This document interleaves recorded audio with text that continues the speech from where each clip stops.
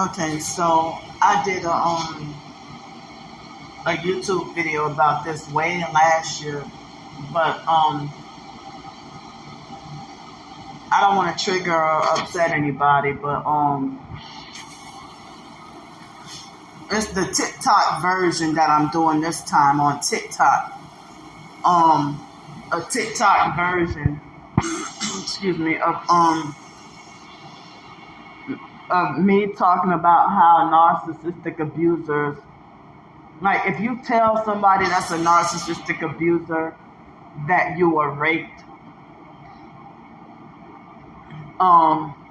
basically how they act towards you or how they would treat you. I mean, even if it's a supposed narcissistic fake friend or somebody that's supposed to be in a position of authority, or if it could be a family member or something like that. So how, if you tell a narcissistic abuser, that you've been raped or taken advantage of, even if it's not rape, if they if you had a fake friend that scammed you out of money or took advantage of your money, they always victim blame you, and they'll turn it around on you that you're the problem or you're at fault, or they will make it like as if you're always playing the victim, or that you're always getting yourself into these situations. They'll make it like as if you're always getting yourself into that you always put yourself in a position and allow it, and that you deserve it, and that you're not a victim, or that they try to make it like they don't believe you and that you're crying wolf. So if they have somebody that's been born and raised around and grew up around nothing but ghetto narcissistic abusers, and you're disabled and been in a cult and overly sheltered, and in my case being abused in foster care and put in the cult and everything, and basically never really, the foster mom put us in taekwondo classes, but it's when we were little kids, but as an adult, the foster mom never gave us that pep talk. She never gave us the birds and the bees talk. In fact, when I started my first period, she punished me for having my first menstrual period, and I was I was about 8.5 years old, and I'm trying to figure out, what did I do wrong? So, she got mad and punished me for having my first period at 8.5 years old. And so, for me to be touched by a boy in class or be raped as an adult or something like that, I always got whipped or got, blamed for it, So, if you're sitting here, everybody targeting you because they figure you're mentally off, slow, and retarded, or like you don't know no better, or something like that. And, I've had mental health counselors that, for me to pay a mental health therapist just to defend the rapist or defend that family member that robbed you or took your money, and then they get surprised that I don't want to see them, that I don't want to pay to see them no more. The fake mental health therapists, I didn't realize they're gang stalkers as well. Being targeted, they have the wicked people that will constantly victimize you and constantly harass and stalk and do stuff to you. So I was raped in 2011 and twice in 2012, and like shortly after, my targeting started to get really bad, and I started to be vocal and outspoken about the Illuminati, New World Order, and research and Freemasonry and all that. And so I got raped by a Freemason, and I almost got arrested. And the whole entire system failed me. The police failed me. Santa Monica Rape Treatment Center failed me in Santa Monica, California. The UCLA Rape Treatment, they all failed me.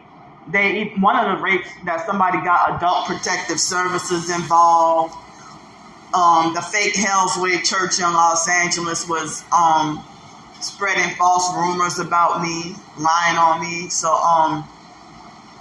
it's like if they'll lie on me and say that, it's like they're just trying to drag your name through the mud if you've been a victim of the rape or the abuse. They'll drag your name through the mud and make it like you're the bad person or that you're the hoe or that you wanted it. And the fake abusive narcissistic fake detective of LAPD, she tried to say you wanted it just as bad as he did, if not more.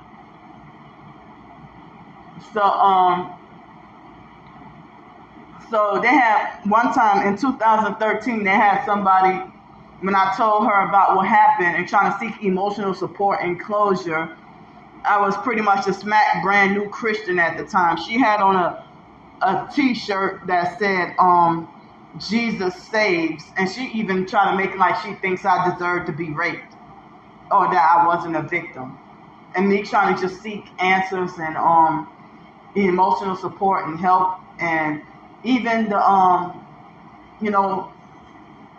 so many people just didn't want to help me or be supportive, and then I hear about narcissistic abusers when they victim blame and they laugh in my face and say, nobody's gonna believe you,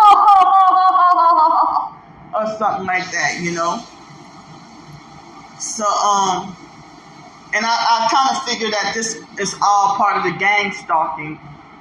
And, if I'm just minding my business and not even worried about, I'm just minding my own business and not even worried about,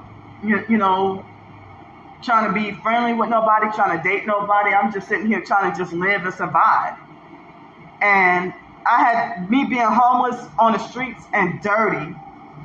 I had to reject so many men's offer that like they wanted to offer me to prostitute. I'm like, no.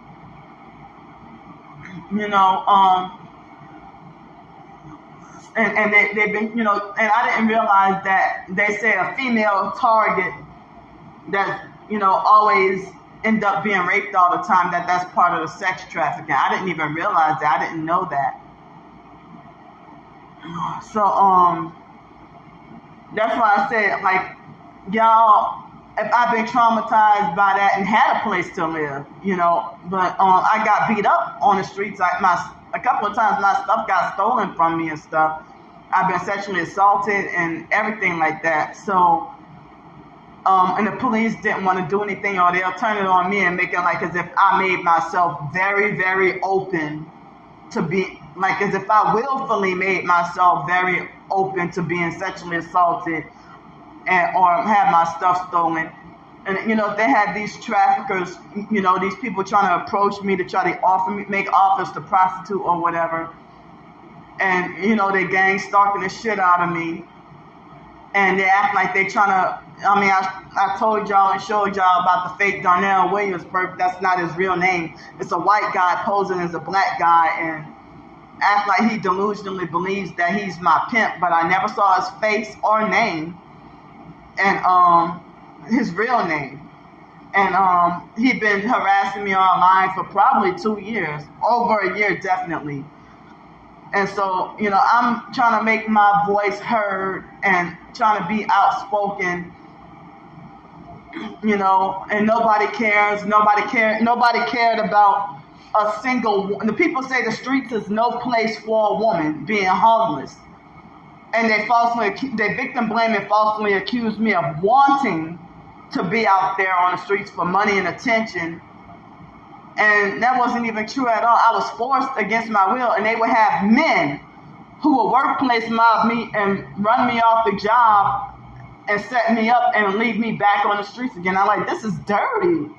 You a man and you sabotage a woman's income to force her to be back homeless again? And I figured this all got to be part of the gang stalking.